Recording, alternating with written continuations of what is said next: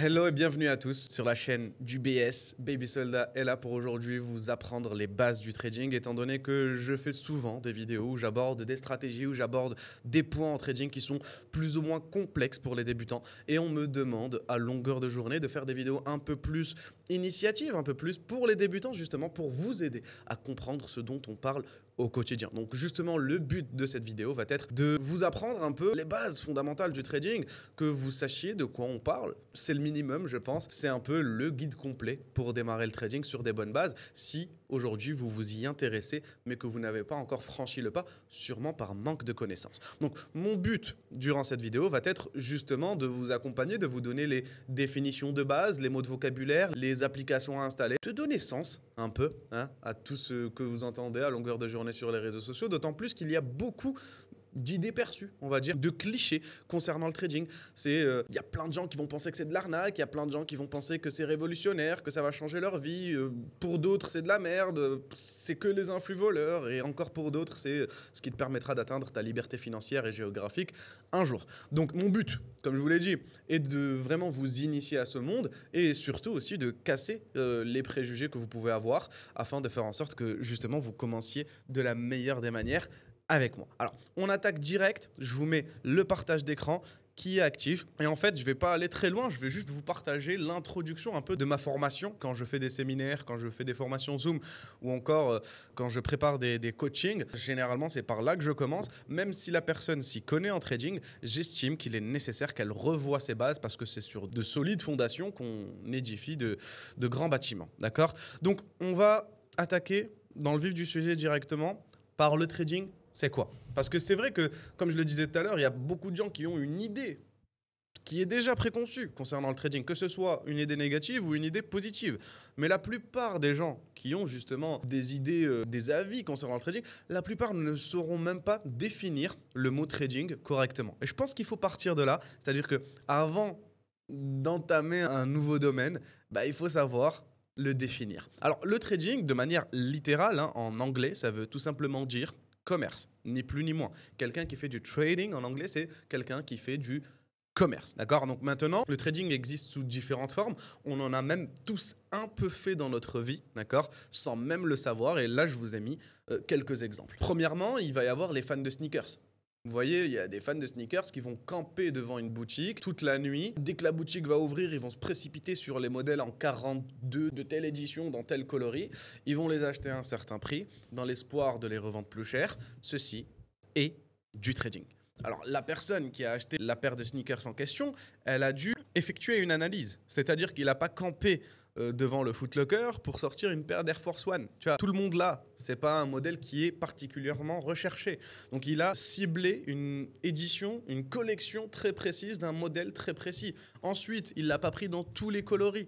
Parce que forcément, il sait que certains coloris sont plus demandés que d'autres. Ensuite, il n'a pas pris la paire de chaussures en 47 parce qu'il sait que personne fait du 47 et qu'au fond, la demande sera très faible. Non, il s'est concentré sur un modèle, une collection, une pointure, un coloris, parce qu'il a fait une étude de marché, il a fait une analyse de marché. Et sur cette analyse, il a pris des risques. C'est-à-dire qu'il a acheté une paire de chaussures sans être sûr au préalable de la revendre plus cher par la suite, même si dans la plupart des cas, effectivement, dans ce genre de domaine, on est quasi certain de faire du bénéfice. Sur le papier, rien ne nous le garantit, d'accord? C'est-à-dire qu'il a acheté une paire à 150 €, il espère la revendre à 450, mais rien ne le garantit. Il suffit que demain, il y ait un boycott de ce modèle ou que les gens, en fait, ne le kiffent tout simplement pas. Et au final, il se retrouve avec une paire qu'il revendra à perte. Donc, le poteau a fait une analyse de marché bien précise, a pris des risques bien précis. Il a calculé ses risques. Il n'est pas parti à acheter 250 paires de chaussures. Alors non seulement parce qu'il n'en a pas la possibilité, même s'il avait la possibilité, c'est peut-être des risques qui sont beaucoup trop grands pour lui. Et il a pris ses risques dans l'espoir justement de revendre cette paire de chaussures plus cher par la suite. C'est la définition littérale du mot trading, d'accord? C'est le fait d'acheter un produit à un certain prix dans l'espoir de le revendre plus cher par la suite. Nos darons qui achètent des bijoux en or, qui les mettent dans le coffre dans l'espoir de les revendre plus cher par la suite, c'est une forme de trading. Alors là, pour le coup, c'est plus de l'investissement que du trading. D'ailleurs, on verra la différence un peu plus tard dans la vidéo, mais c'est une forme de trading. Là, récemment, alors c'est même pas récent, mais à Marseille, les gars, il y a un business qui tourne en continu depuis la nuit des temps. C'est les petits cons là qui vont acheter 400 places pour OM PSG en avance et qui vont se mettre ensuite la veille du match devant le Vélodrome dans l'espoir de revendre les places pour 2, 3, 4 fois le prix. C'est une forme de trading également. C'est-à-dire qu'ils ne sont pas allés dévaliser la billetterie pour un OM Sochaux ou un OM Nantes. Non, ils savent qu'OM Sochaux, OM Nantes, tout le monde s'en fout. Ils ont ciblé leur match. Ensuite, ils ont pris des risques parce que acheter 200 billets à 40 € chacun, bah, c'est de l'argent, d'accord? Maintenant, si ça fonctionne, tant mieux. Si ça fonctionne pas, ils ont perdu de l'argent. Donc, ils ont pris des risques. Ils peuvent se faire péter. Ils ont la possibilité de ne pas vendre leur place parce qu'il y a trop de concus. Ils peuvent perdre de l'argent là-dessus, d'accord? Donc, ils ont fait une analyse de marché. Ils ont pris des risques derrière et ensuite, ils espèrent revendre leurs billets pour plus cher que ce qu'ils n'ont acheté. C'est littéralement du trading, ni plus ni moins. Alors, forcément, je vais pas vous dire d'aller acheter des places de concert ou des paires de sneakers. Là, on est un peu dans le domaine de l'économie, de la bourse, tout ça. Je sais que c'est flou pour vous, mais n'ayez crainte, je vous explique tout ça de suite. Là, à l'écran, vous voyez les différents actifs financiers. Alors, nous, comme je l'ai dit il y a 10 secondes, on ne va pas se concentrer sur des paires de chaussures ou sur des places de concert ou sur tout autre actif, on va dire, que l'on peut trader au quotidien. On va se concentrer sur des actifs financiers, d'accord? Et j'ai divisé les 5 types d'actifs financiers en 5 grandes familles. Il en existe un peu plus, hein. Je pourrais citer les obligations, juste comme ça, mais pour rester quand même dans le principal, dans le général, j'ai classé les différents actifs financiers en 5 grandes familles. Point numéro 1, actif numéro 1, ça va être les actions, d'accord? Les actions, vous connaissez tous, c'est des parts d'entreprise. D'accord, vous allez pouvoir acheter des parts d'entreprise à un certain prix dans l'espoir de les revendre plus cher par la suite. Les parts d'entreprise ont un prix qui est défini en fonction de l'offre et de la demande, comme n'importe quel marché sur Terre. C'est-à-dire que si personne ne veut de cette part, au final, son prix va s'écrouler. Si maintenant tout le monde la veut, bah, son prix va s'enflammer, d'accord? Mais il y a aussi d'autres paramètres qui vont rentrer en jeu, notamment les bénéfices de l'entreprise sur le trimestre, la macroéconomie, le contexte fondamental en général. Il y a vraiment tout un tas de points différents qui vont avoir un impact, mais c'est justement le but des autres vidéos YouTube que vous verrez. D'ailleurs, n'hésitez pas à vous abonner, liker, commenter, partager, les gars. Et je vais pas le répéter 12 fois, mais je pense que c'est la moindre des choses. Et je suis en train... je loue un studio, les gars, pour vous. Hein. Faites des efforts. Hein. Mais du coup, vous allez pouvoir acheter ces actions à un certain prix dans l'espoir de les revendre plus cher par la suite. Alors, deuxième actif financier, c'est les indices boursiers. C'est l'actif financier sur lequel, personnellement, je suis spécialisé. C'est l'actif financier que je trade constamment dans mon VIP. D'ailleurs, le lien est en description. Rejoignez le canal Telegram, c'est 100% gratuit. Les indices boursiers, les gars, c'est des paniers d'actions. En fait, on va regrouper plusieurs actions entre elles qui ont un point commun, que ce soit au niveau de leur localisation, hein, une action française, une action américaine, une action japonaise, etc. Ou que ce soit au niveau de leur secteur d'activité également. D'accord, on peut regrouper plein d'actions qui sont dans le domaine pharmaceutique, par exemple. Donc, les indices boursiers, ça va être des paniers d'actions qui vont vous permettre de miser, hein, même si j'aime pas utiliser ce mot, sur l'économie d'un pays ou bien sur un secteur d'activité en particulier. Exemple concret, on a le CAC 40 que tout le monde ne connaît pas forcément, mais vous avez déjà entendu au moins une fois dans votre vie le mot CAC 40 passer. Bah, le CAC 40, c'est l'indice boursier français, d'accord? L'indice national qui regroupe les 40 plus grandes entreprises françaises dans un seul produit que vous allez pouvoir acheter. En achetant une part du CAC 40, c'est un peu comme si vous achetiez une part de l'économie française. Et donc, si cette économie va dans le bon sens, tant mieux. Si elle va dans le mauvais sens, vous perdez un peu d'argent. Logique, d'accord? Je vais citer également d'autres indices boursiers parce que j'en parle à longueur de journée dans mon Telegram public qui est 100% gratuit, encore une fois, je le répète. Et au moins, bah, vous comprendrez un peu mieux de quoi je suis en train de parler. On a le DAX 40 que j'apprécie énormément, qui est l'indice boursier allemand qui regroupe les 40 plus grandes entreprises allemandes dans un seul produit. Donc, on va y retrouver Mercedes, BMW, Nivea ou encore Adidas, d'accord? Vous avez le Dow Jones que je trade énormément. Le Dow Jones, le DJ30 regroupe en fait les 30 plus grandes entreprises industrielles américaine, d'accord? Je mets bien le point sur industriel, c'est toutes les entreprises dans le secteur de l'industrie. Donc dans le Dow Jones, on va retrouver du Apple, du Ford, du Boeing, du McDonald's, du Coca-Cola, etc., etc. Et on a à côté le Nasdaq que j'aime énormément trader également. Le Nasdaq qui est l'indice boursier qui regroupe les 100 plus grandes entreprises technologiques cette fois-ci, américaines, d'accord? Donc on appelle le Nasdaq également NAS 100, d'accord? Et là-dedans, on va retrouver du Apple, du Microsoft, du Nvidia, du Snapchat, du Twitter, du Facebook, toutes ces entreprises à caractère technologique, vous m'aurez compris. Donc acheter un indice boursier, vous l'avez capté, hein, c'est acheter une part de l'économie d'un pays ou d'un secteur d'activité en particulier. Et je le rappelle encore une fois, c'est ma spécialité. Troisième actif sur lequel vous allez pouvoir trader, c'est le marché du Forex. C'est celui dont vous avez sûrement entendu parler si vous avez fait du trading ne serait-ce que 10 minutes dans votre vie. Le marché du Forex, c'est le marché des devises. C'est le marché sur lequel on va échanger des monnaies dites convertibles l'une contre l'autre à des taux de change qui varient en permanence. Alors là, dans cette définition, j'ai donné plusieurs mots. D'ailleurs, je vous mets la définition à l'écran pour que vous puissiez la voir. Des monnaies dites convertibles, donc il faut à tout prix qu'on puisse convertir telle monnaie vers telle monnaie. Et ça, on le précise, pour les Européens, c'est carrément logique. Mais par exemple, pour un Algérien, le dinar algérien n'est pas convertible. Tu ne peux pas échanger ton dinar algérien contre une autre monnaie. Il y a des limites, d'accord? À des taux de change qui varient en permanence, car effectivement, vous l'aurez compris, les taux de change entre une monnaie et une autre monnaie varient constamment. Ça ne s'arrête pas, d'accord? L'euro par rapport au dollar est constamment en plein mouvement, d'accord? Et c'est sur justement ces fluctuations de marché qu'on va pouvoir générer du profit. On va pouvoir acheter une monnaie à un certain prix dans l'espoir de la revendre plus cher. Ensuite, on va enchaîner sur les deux dernières familles d'actifs financiers parce que vous les connaissez déjà. On a d'un côté les matières premières, donc l'or, le pétrole, le sucre, le gaz, le diamant, le platinium. Il est même possible de trader le porc, les gars, et c'est réel. Et finalement, les crypto-monnaies. Tout le monde connaît le Bitcoin, l'Ethereum, le Solana. J'en parlerai même pas, d'accord? Vous allez pouvoir acheter une crypto dans l'espoir de la revendre plus cher. Alors, comme je l'ai dit tout à l'heure, il y a une différence fondamentale entre investir et trader, d'accord? Il faut vraiment le prendre en compte et on en parlera un peu plus tard dans la vidéo. Alors, juste dans cette vidéo, je vais me concentrer rapidement sur le marché du Forex, d'accord? Je sais pas si c'est clair pour vous, mais peut-être qu'il faut que je le notifie.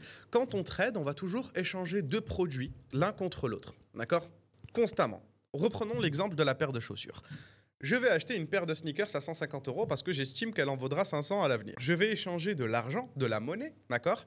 Donc de l'euro, contre une paire de sneakers. Donc je viens d'échanger un produit A contre un produit B. On est d'accord. Donc j'échange ma monnaie contre la paire de sneakers. À partir de là, je viens d'ouvrir le trade. D'accord? D'un point de vue trading, je viens d'ouvrir le trade. Maintenant, je suis en possession d'une paire de sneakers. Cette paire de sneakers, si je la garde dans mon placard toute ma vie, je n'aurai ni gagné ni perdu d'argent toute ma vie. Le bénéfice ou la perte est enregistré officiellement à la seconde où on va effectuer le change, mais dans le sens inverse. C'est-à-dire à la seconde où je vais rééchanger ma paire de chaussures contre de la monnaie. D'accord? Donc là, je vais reprendre ma paire de choses et je vais la rééchanger contre de l'euro. Et c'est à ce moment-là qu'on pourra facturer, entre guillemets, le bénéfice ou la perte qui a été effectuée sur cette transaction. Donc, en fait, refaire la transaction dans le sens inverse nous permet, d'accord, de clôturer notre trade. Donc, j'ai voulu faire un point là-dessus parce que même si ça paraît logique, ça reste essentiel de comprendre, d'accord, qu'il faut à tout prix échanger un produit contre un autre une fois et ensuite refaire cet échange dans le sens inverse afin d'enregistrer le résultat qui a été effectué sur cette transaction. On est bien clair. Donc, sur le marché du Forex, même si ma spécialité reste le marché des indices boursiers, je suis quand même bien focus sur le Forex et au final, c'est un peu ce que tous les débutants vont trader à leur début. Vous allez avoir plusieurs monnaies que vous allez pouvoir échanger l'une contre l'autre. Un peu comme je vous ai dit, l'euro et la paire de sneakers, là, ça va être l'euro et le dollar, l'euro et le ringgit, l'euro et le yen japonais, l'euro et le... vous avez ici, de toute façon, à l'écran, les 8 monnaies majeures qui apparaissent en liste. Donc, on a l'euro, le CHF, le GBP, le JPY, etc.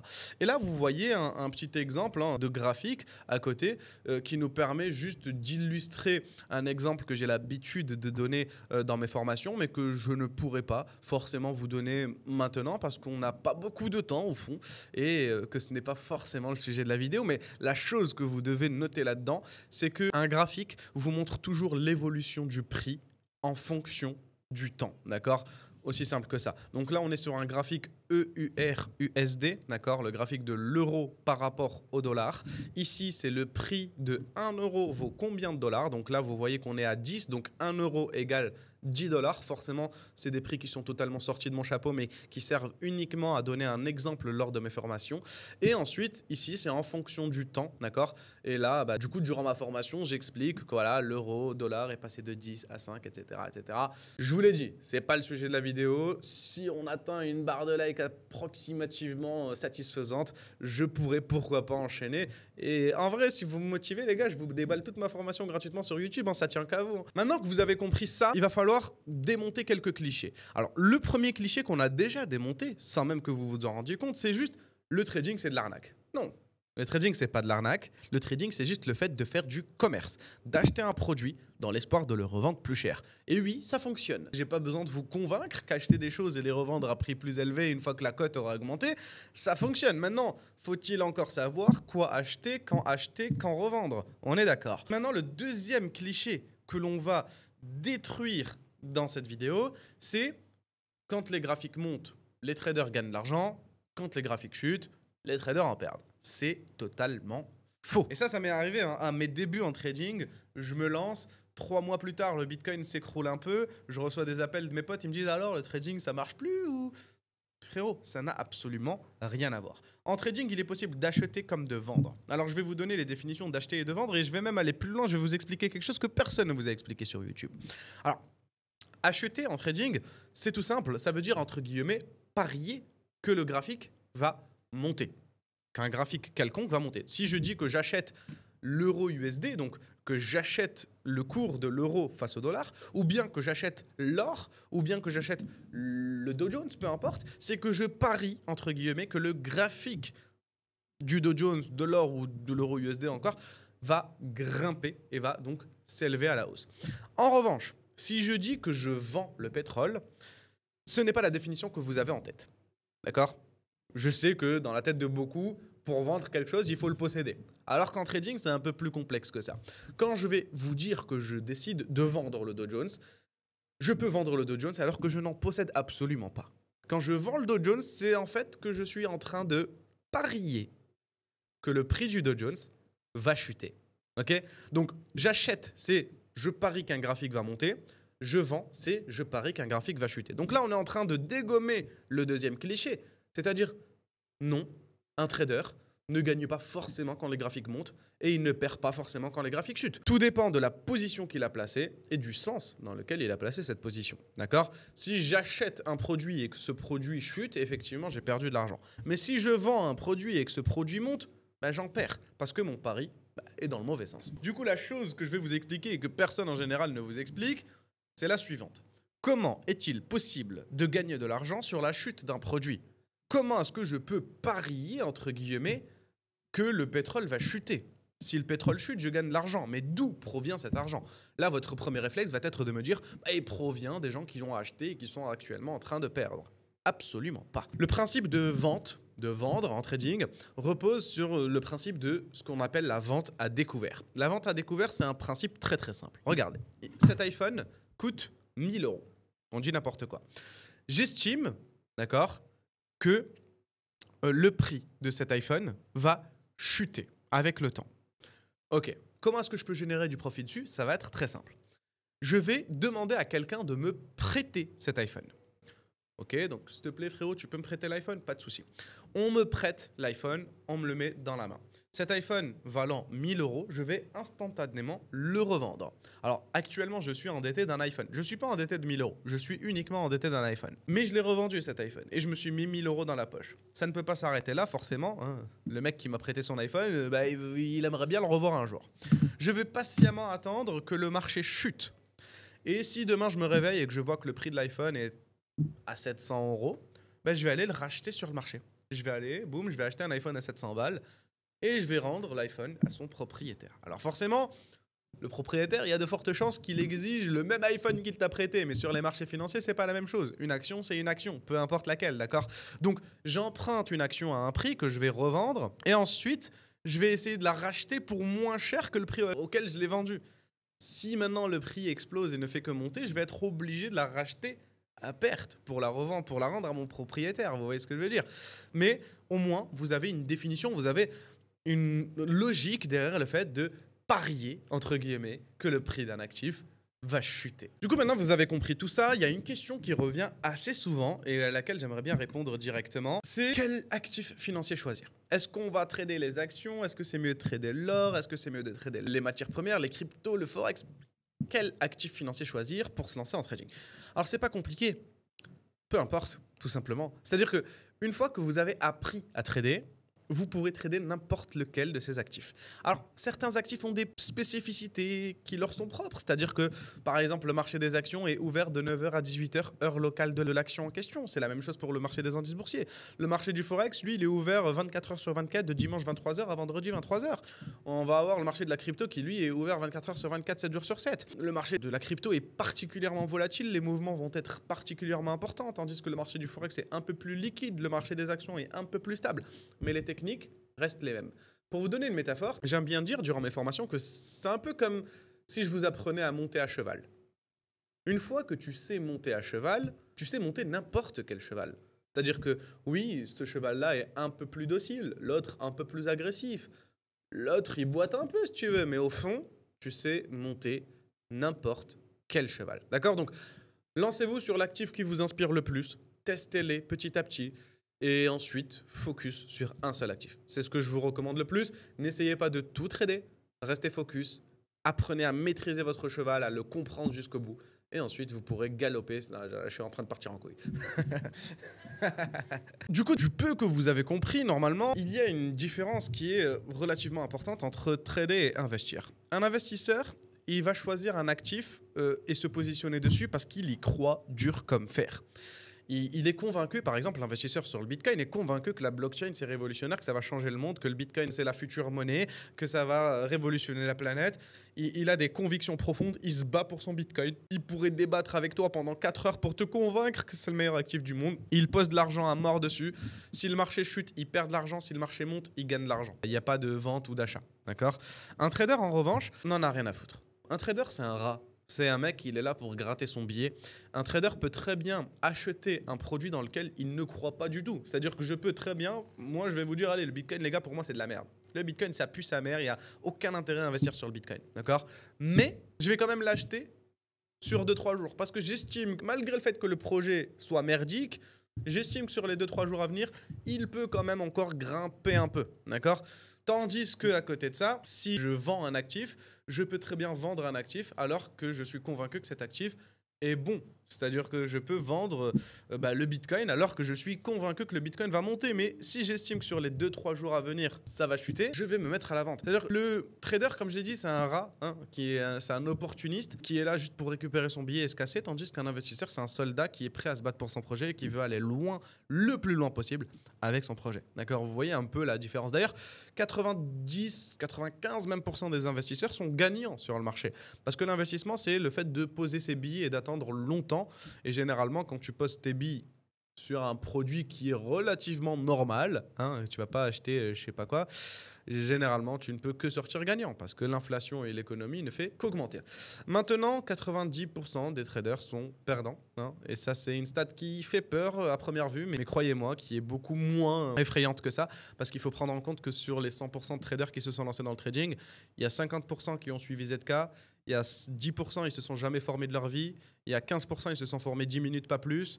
En fait, il reste peut-être 10% de traders qui se sont formés, allez, 15% de traders qui se sont formés et qui font vraiment des efforts.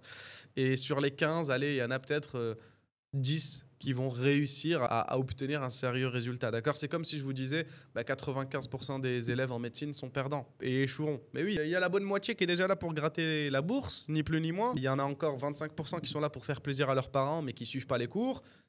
Il y a un petit 10% qui ont abandonné au bout du premier mois. Et sur les 15% restants, il y en a 10 qui vont réussir et 5 qui vont échouer. Je ne sais pas si vous voyez ce que je veux dire. Donc, ça nécessite beaucoup de formation parce que là où l'investissement, c'est du passif, l'investissement, si tu poses tes sous et tu oublies, le trading, ça nécessite de la compétence, de la formation, de l'accompagnement, de l'expérience. Ça nécessite beaucoup d'échecs. C'est beaucoup, beaucoup moins facile que juste investir. Mais forcément, hein, pas de risque, pas d'argent. Quand on investit, on espère gagner entre 5 et 10, aller à 15% annuel de notre investissement total.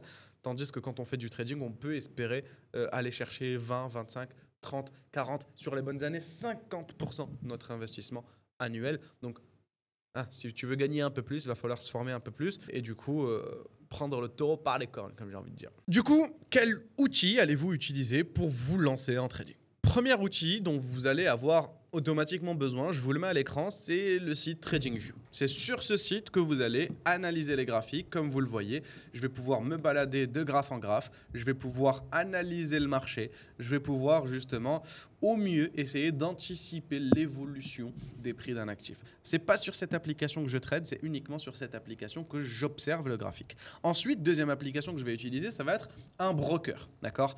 Un broker, je vous mets le meilleur broker directement à l'écran, vous le voyez, c'est RaiseFX qui est d'ailleurs notre broker partenaire.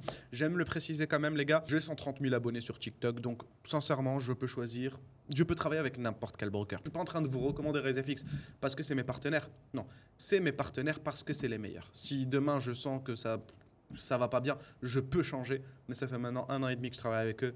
Et ça fait 1 an et demi que ça se passe extrêmement bien. Un broker, c'est juste une plateforme sur laquelle vous allez avoir la possibilité de poser votre argent, d'accord ? Pour trader avec, c'est aussi simple que ça. Donc, vous créez vous vérifiez votre identité, vérification faciale, pièce d'identité, tout ça, parce que c'est une sorte de compte bancaire que vous créez là. Ensuite, vous allez appuyer sur le bouton déposer et vous allez pouvoir déposer votre argent, soit par virement bancaire, soit par carte bancaire, soit même en crypto-monnaie. À partir de là, votre argent va apparaître sur un compte MetaTrader, donc on va en parler juste après, et vous allez pouvoir instantanément vous mettre à trader dessus. D'ailleurs les gars, je le répète à chaque vidéo, RaiseFX sont notre broker partenaire. En fait, si vous prenez l'initiative un jour de vous investir en trading, il suffira de créer un compte en passant par le lien qui est dans ma description, de déposer un minimum de 300 € pour vous lancer dans le trading. Ensuite, vous contactez le arrobase que je vous mets également en description, vous rejoignez mon Telegram, vous contactez mon support. Et à partir de là, on vous donne un accès illimité à mes signaux. À chaque fois que je prendrai un trade, je vous l'enverrai. Vous aurez la capacité de le suivre. Si ça se passe bien, on gagne ensemble. Si ça se passe mal, on perd ensemble. Mais je pense vous prouver ça. Je pense que je prouve assez, que je sais de quoi je parle, les gars. Donc je vous attends de l'autre côté. N'oubliez pas, le jour où vous passez à l'action, rejoignez le groupe, les gars, c'est 100% gratuit. Une fois que vous avez déposé votre argent sur RaiseFX, vous allez avoir justement cette petite application sur laquelle vous allez pouvoir vous connecter. Je ne sais pas si on la voit rapidement à l'écran, mais je vous fais un screen. Et c'est MetaTrader. C'est l'application blanche avec les chiffres bleus, etc. qui vous montre les trades en cours. En fait, c'est juste une plateforme de trading. Sur MetaTrader, vous n'avez pas d'argent. Votre argent est sur le broker. Mais quand votre broker perçoit que vous avez déposé du capital, il vous envoie automatiquement par email des identifiants MetaTrader. Tous les brokers du monde, quasiment, se réunissent sur MetaTrader, qui est la plateforme de trading par excellence. D'accord ? Donc, je le répète encore une fois, il n'y a pas d'argent sur MetaTrader. Vous ne pouvez ni déposer ni retirer sur MetaTrader, mais c'est votre interface de trading. Alors là, je ne sais pas du tout si on voit ça à la caméra, les gars, mais actuellement, en tout cas, on est sur un petit trade sympathique, hein. La UDCHF, il est en train de régaler du monde. Et c'est justement sur ça qu'on va pouvoir manager nos trades. Ouvrir un trade, fermer un trade, modifier un trade, peu importe. C'est là qu'on fait du bif. Dernier outil que vous allez pouvoir utiliser pour vous lancer en trading. Alors ça, c'est un outil qui est un peu plus réservé à ceux qui ont un peu plus d'expérience, mais ça peut vous changer la vie. C'est ce qui m'a changé la vie et c'est la prop firm. Alors je vous mets à l'écran, pareil, la meilleure prop firm du moment, Raise My Funds. Je répète ce que j'ai dit tout à l'heure, c'est mes partenaires parce que c'est les meilleurs. D'ailleurs, ils ont été élus meilleure prop firm européenne de l'année 2024 par les Finance Feeds Awards. Donc, on n'a pas affaire à une petite prop firm sortie nulle part. Mais les prop firms, grosso modo, c'est des plateformes qui vous permettent de payer pour passer un examen de trading. Et si vous réussissez l'examen, vous bénéficiez d'un capital de trading qui ne vous appartient pas, mais sur lequel vous allez pouvoir récupérer jusqu'à 90% des profits que vous générez. D'accord ? Donc, si vous payez 89 €, c'est pour l'examen à 10 000 € par exemple. Tu payes 89 balles et tu as accès à l'examen à 10K. Si tu échoues l'examen, tu as perdu 89 €, mais si tu le réussis, tu vas avoir 10 000 $ de capital sur lesquels tu vas pouvoir trader et sur lesquels tu vas pouvoir récupérer jusqu'à 90% des bénéfices que tu génères. D'accord ? Donc, sur un capital à 10 000 $ en trading, tu vas générer environ entre 200 et 500 $ par mois en ayant investi uniquement 89 €. Et là, c'est le plus petit compte. Tu peux investir 500 € pour un examen à 100 000 $, de quoi générer 2 à 5 000 $ par mois. Comme tu peux investir 1 000 € sur un examen à 200 000 $. L'examen, c'est toujours le même. D'accord ? Il te donne juste un compte avec des faux sous. Il te dit fais tes preuves. Tu n'as pas le droit de perdre plus de 5% de ton capital en une seule journée, pas plus de 10% de ton capital total et tu dois atteindre un objectif. Si tu atteins, merci frérot, tu es financé et tu as la possibilité de changer ta vie et de générer des revenus incroyables. D'accord? Mais du coup, les gars, forcément, c'est fait pour les gens qui sont un peu plus avancés. C'est fait pour les gens qui sont notamment dans la Baby Army, le petit groupe où on s'échange à longueur de journée des lives, des messages, des analyses, des signaux, etc. C'est fait pour les gens qui ont un peu d'expérience, qui savent déjà gérer le risque, mais ça peut littéralement vous changer la vie. Du coup, les gars, j'espère que vous avez kiffé cette vidéo. Comme je l'ai dit en début de session, l'objectif de cette vidéo était d'un peu donner les informations capitales à tout trader débutant qui ne sait pas encore par où commencer, qui ne comprend encore rien à ce domaine, qui est un peu trop flou pour lui. J'espère vous avoir donné les meilleures informations possibles. Quelques petits conseils rapidement, ne vous précipitez pas. Le trading, c'est le seul domaine du monde dans lequel vous allez pouvoir ouvrir un compte de démo, c'est-à-dire un compte de trading avec des faux sous, hein, mais juste pour vous entraîner sur le véritable marché. Même si vous vous lancez, ne mettez pas beaucoup d'argent au début, d'accord? Mettez 500 balles par exemple, mais respectez votre money management à mort, c'est-à-dire que sur 500 balles, on ne risque jamais plus de 5 euros par trade. Ne vous mettez pas dans la tête que vous allez devenir riche en ayant investi 500 balles, c'est pas possible, d'accord? Si on veut devenir riche en trading, c'est en posant 1000, 2000 euros et ensuite en rajoutant tous les mois, c'est-à-dire que sur 1000 ou 2000 euros à la fin du mois, je vais gagner 50, 100 euros, mais à la fin du mois, je rajoute 300 euros de salaire de ma poche, tu vois, et je grossis le capital, et c'est à partir du moment où on a 30, 40, 50, 60, même plus 4 capital dans le compte qu'on commence à générer des profits qui semblent sérieux. Donc ne vous précipitez pas, ouvrez des comptes démo, formez-vous avant tout, hein, parce que si vous voulez juste faire de l'argent sans vous former, investissez. Juste acheter des ETF, acheter de l'or, acheter des trucs, ça va très très très lentement, mais au moins c'est du sûr. Si maintenant vous voulez passer dans la catégorie trader, alors dans ce cas-là, il faut vous former, il faut être accompagné, il faut vraiment faire les choses proprement, prendre son temps, hein. Vous aurez vos premiers résultats 2 à 3 ans après vous lancer en trading. Je suis honnête avec vous, moi ça me fait perdre des clients de dire ça, hein. J'en gagnerais beaucoup plus si je vous disais, les gars, ne vous inquiétez pas, 1000 euros, je fais de vous des millionnaires. Mais l'objectif est d'être honnête avec vous, d'accord, et d'accompagner les bonnes personnes qui ont la bonne vision. Donc voilà, restez focus les gars. Si votre objectif est vraiment de vous lancer, j'en suis la preuve, c'est faisable. Vous en êtes capable également. Donc j'espère que vous avez kiffé cette vidéo. Encore une fois, je le répète les gars, abonnez-vous, likez, commentez, échangez un maximum dans les commentaires. D'ailleurs, vous me donnez pas mal d'idées de vidéos à lancer, donc ça m'aide beaucoup aussi. Et à part ça, comme d'hab, je vous souhaite tout le meilleur du monde les gars. N'oubliez pas qu'il n'est jamais trop tard pour prendre un nouveau départ. Et on se dit à une prochaine vidéo.